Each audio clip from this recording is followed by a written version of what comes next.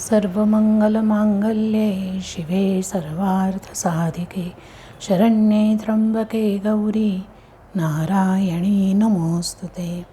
या देवी सर्वभूतेषु शक्तिरूपेण संस्थिता नमस्तस्यै नमस्तस्यै नमस्तस्यै नमो नमः। नमस्कार. जागर शक्तीचा या मंचामध्ये आपल्या सर्वांचं मी मनपूर्वक स्वागत करते. शक्तीचा जागर याचा अर्थ आपल्याला निसर्गाने दिलेल्या ज्या शक्ती आहेत त्या शक्ती समजून घेणं, त्यांचा विकास करणं आणि त्या शक्तींच्या माध्यमातून आपलं जीवन सर्वांगाने संपन्न करणं हा त्याचा अर्थ आहे. म्हणून विविध देवतांच्या माध्यमातून त्यांची उपासना करत, मंत्रसाधना करत एका अर्थाने आपण आपल्यामध्ये असणाऱ्या ज्या अनंत शक्ती आहेत, ज्या सुप्त स्वरूपात आहेत,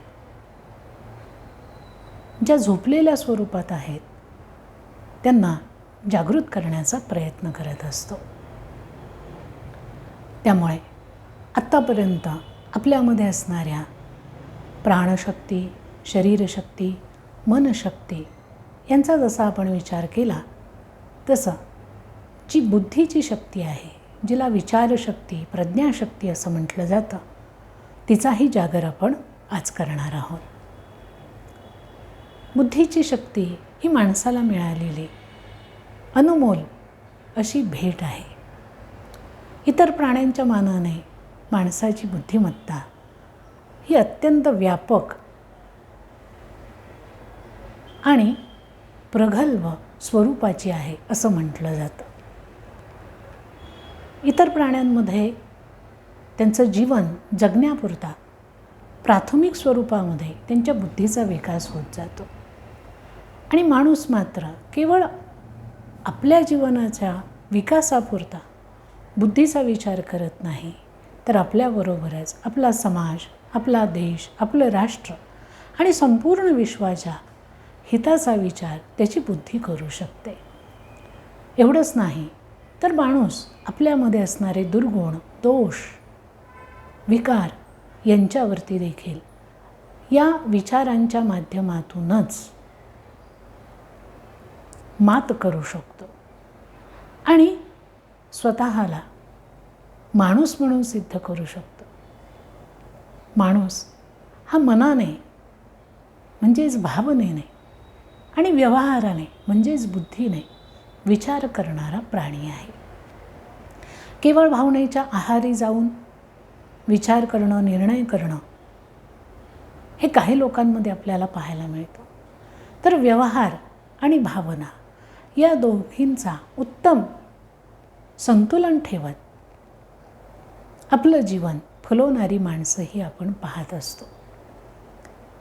त्यामुळे ही विचारशक्ती माणसाला खऱ्या अर्थाने आपलं जीवन कसं आहे, काय आहे, ते आणखीन कशा पद्धतीने आपण फुलवू शकतो,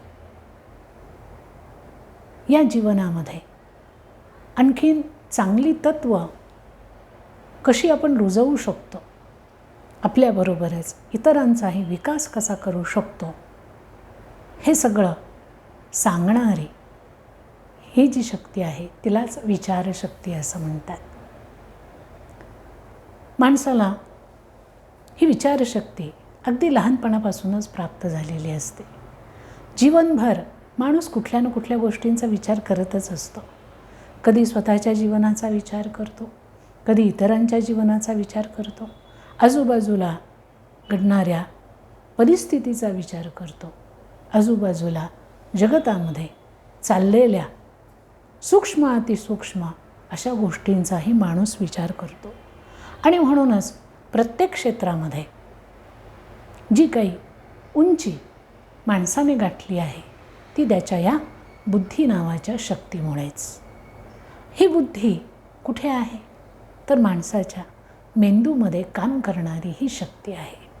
ही अत्यंत तेजस्वी आहे, पण काही कारणामुळे तिची तेजस्विता कमी होत जाते. माणूस ज्या दोषांना आपलंसं करतो, राग असेल, द्वेष असेल, मत्सर असेल, अहंकार असेल, त्या दोषांमुळे ही शक्ती झाकली जाते आणि ती तिच्या शक्तीनिशी प्रकट होत नाही. जसे बुद्धीमध्ये असणारे दोष कमी कमी व्हायला लागतात, तशी तशी ती बुद्धी निखळपणाने प्रकट होत जाते आणि मग बुद्धीचं चातुर्य, बुद्धीचा व्यवहार, बुद्धीची झेप ही माणसाला विश्वाच्या पार घेऊन जाते. ही बुद्धीच आहे की माणसाच्या जीवनाला योग्य किंवा अयोग्य दिशा देणारी ठरते. आपल्याला माहिती आहे की माणसाच्या संपूर्ण शरीरावरती कंट्रोल मेंदूचा असतो. शरीरात कुठे काय चाललं आहे, कुठे कुठल्या गोष्टींची आवश्यकता आहे, कशा प्रतिक्रिया कुठे द्यायला हव्यात, कुठे नको, हे सगळं ठरवणारी त्याची बुद्धी असते. मेंदूमध्ये काम करणारी ही सूक्ष्म शक्ती बुद्धी आहे. या बुद्धीवरती चांगले संस्कार, चांगलं वातावरण, चांगले ग्रंथ यांच्यामुळे तिचा विकास होऊ शकतो. आणि हा विकास किती होऊ शकतो तर आपल्याकडे भगवान वेदव्यासांचं उदाहरण आहे. त्यांच्या बुद्धीचा केवढा अफाट विस्तार झालेला होता. 4 शास्त्र, 18 पुराणं, महाभारतासारखा प्रचंड ग्रंथ, श्रीमद्भगवद्गीतेसारखा आध्यात्मिक ग्रंथ, या सगळ्या ग्रंथांची रचना त्यांनी केली. महाभागवतासारखा भक्तीचा अतिशय उत्तम श्रेष्ठ असणारा ग्रंथ त्यांनी आपल्याला दिला. हे काय आहे तर हे त्यांच्या बुद्धीचं सामर्थ्य आहे. आपण बुद्धीची उपासना करणारे लोक आहोत आणि म्हणून गणेशाला आपण पहिल्यांदा वंदन करतो, जो बुद्धीचा दाता आहे, कला आणि गुण यांचा उद्गाता आहे. श्री गणेश ही देवता बुद्धिकारक मानली जाते. म्हणून आपली बुद्धी ही सामान्य बुद्धी नाही. आपल्यासारखी जी माणसं असतात ती स्वतःला अत्यंत सामान्य बुद्धीची समजतात. प्रत्येकामध्ये बुद्धी ही आहे त्या प्रमाणातच असते. कोणामध्ये जास्त बुद्धी आहे, कोणामध्ये कमी बुद्धी आहे असं कधी होत नाही. फक्त त्या बुद्धीचा विकास कमी जास्त प्रमाणामध्ये होत असतो. काहींमध्ये असणारी बुद्धी ही जास्तीत जास्त विकसित होत जाते. तिचा विकास प्रयत्नपूर्वक करावा लागतो. बुद्धीचा आपोआप विकास होत नाही. बाबासाहेब आंबेडकरांचं उदाहरण आपल्यासमोर आहे की त्यांना कुठल्याही प्रकारची सुविधा घरामध्ये नसतानाही अत्यंतिक प्रयत्न करून त्यांनी आपलं जे उज्ज्वल असं व्यक्तिमत्व निर्माण केलं, बुद्धीचा जो विकास त्यांनी करून घेतला, हे अगदी अलीकडच्या काळातलं उदाहरण आपल्याला सांगता येईल. बुद्धीचा विकास करण्यासाठी खूप काही आपल्याला करावं लागतं असं नाही, तर आपल्या बुद्धीचं पोषण ज्या घटकांनी होतं त्या घटकांचा समावेश आपल्या जीवनामध्ये आपण करून घ्यायला हवा. जास्तीत जास्त वाचन आपण करायला हवं, केलेल्या वाचनाचं चिंतन करायला हवं, त्याच्यावर विचार करायला हवा आणि योग्य तो निर्णय आपल्याला घेता येतोय की नाही हे पडताळून पाहायला हवं. आपण आपल्या आजूबाजूला पाहतो, काही लोक जे असतात ते अगदी स्वतःपुरता विचार करतात. संकुचित विचार पद्धती त्यांची असते. काही लोक आपला आणि आपल्या कुटुंबाचा फक्त विचार करतात. काही लोक आपल्याबरोबर कुटुंबाचा, कुटुंबाबरोबर समाजाचाही विचार करतात. तर आपल्याकडे होऊन गेलेली जी संत मंडळी आहेत ती मात्र आपला विचार करत नाही, आपल्या कुटुंबाचा विचार करत नाही, तर संपूर्ण विश्वाचा विचार करतात. त्यांच्यामध्ये असणारी जी बुद्धिमत्ता आहे, जी विचारशक्ती आहे, ती अत्यंत निर्मळ आहे, अत्यंत पवित्र आहे आणि म्हणूनच ती सर्वसमावेशक स्वरूपाची आहे.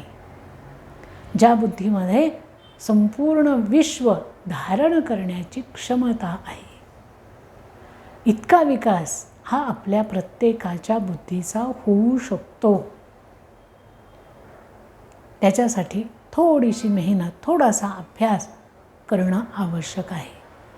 आपल्या संतांनी याचं चांगलं उदाहरण आपल्यापुढे घालून दिलेलं आहे. ज्ञानेश्वर महाराज विश्वात्मक देवाची संकल्पना मांडतात आणि केवळ मानवाच्या कल्याणाचा विचार करत नाही, तर संपूर्ण भूतमात्रांच्या कल्याणाचा विचार करतात. आपण कधीही भूतमात्रांच्या, इतरांच्या जीवनाचा विचार करत नाही. आपल्या डोक्यात सुद्धा तो विचार येत नाही की माझ्याबरोबर माझ्या आजूबाजूला असणारे पशु, पक्षी, प्राणी, वनस्पती, कीटक हे देखील सुखी व्हावेत. हा विचारच आपल्या मनाला स्पर्श करून जात नाही. पण हे संत मात्र अशा व्यापक विचारांमध्ये कायम असतात. कारण त्यांनी त्यांची बुद्धी, त्यांचे विचार, त्यांना जी काही बंधनं पडलेली आहेत त्या बंधनातून त्यांना मुक्त केलेलं आहे. अशी ही त्यांची मुक्त अवस्था असते. आणि ही मुक्त अवस्था माणसाला विचारांमधूनच, बुद्धीच्या माध्यमातूनच प्राप्त होणारी आहे. विचार माणसाचे व्यक्तिमत्व प्रकट करत असतात. माणसाचं जसं व्यक्तिमत्व असेल तसेच त्याचे विचार असतात. जसे त्याचे विचार असतात तसंच त्याचं व्यक्तिमत्व असतं. माणसाचं व्यक्तिमत्व तो कसा दिसतो, कसा राहतो याच्यावर नाही, तो आपल्या विचार विश्वामध्ये कोणाकोणाला सामावून घेतो, कसं सामावून घेतो. इतरांविषयी आदर, प्रेम, आपलेपणा या गोष्टी त्याच्यामध्ये किती प्रमाणात स्थिर झालेल्या आहेत याच्यावरून त्याचं व्यक्तिमत्व ओळखलं जातं. तर आपण शक्तीचा जागर करतो आहोत. या शक्तीचा जागर करत असताना आपले विचार अधिकाधिक प्रगल्भ व्हावेत, स्थिर व्हावेत. त्याकरता बुद्धीवर असणारी जळमटं, बुद्धीमध्ये असणारे दोष, विकार हे सगळे दूर होणं अपेक्षित आहे. जोपर्यंत बुद्धी निर्मळ होत नाही, स्थिर होत नाही, तोपर्यंत आपल्याला व्यापक विचार करता येत नाही. काही लोक आपल्याला असे पाहायला मिळतात की ज्यांना नीटपणाने विचारच करता येत नाही. काही लोकांना स्वतःचे निर्णय करता येत नाही. त्यांना सातत्याने इतरांचं सहाय्य लागतं. काही लोक सुसंगत, व्यवस्थित विचार करू शकतात, निर्णय घेऊ शकतात. जर आपल्याला जीवनामध्ये निर्णयच घेता आला नाही तर आपल्या जीवनाला नीट दिशा मिळत नाही. सातत्याने इतरांचं सहाय्य घेऊन आपण किती वर्ष आपलं जीवन कशा पद्धतीने जगू शकणार आहे. माणूस आहे म्हटल्यानंतर आपल्याला शांतपणे विचार करता यायला हवा. ही विचार करण्याची शक्ती आपल्यामध्ये असते. गोंधळून न जाता शांतपणे एक एक विचार करणं, सुसंगत विचार करणं, निर्णय करणं हे सर्वस्वी आपल्या हातात असतं.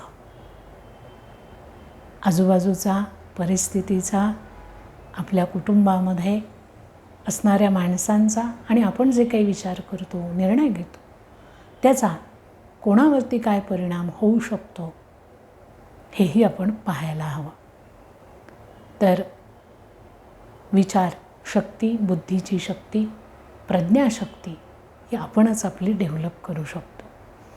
आणि ती जशी आपण करू तसं आपलं व्यक्तिमत्व अधिकाधिक प्रगल्भ आणि परिपक्व होत जाईल असं मला वाटतं.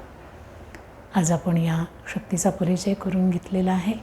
उद्या असाच नवीन शक्तीचा परिचय करून घेऊया. तोपर्यंत थांबूया. धन्यवाद.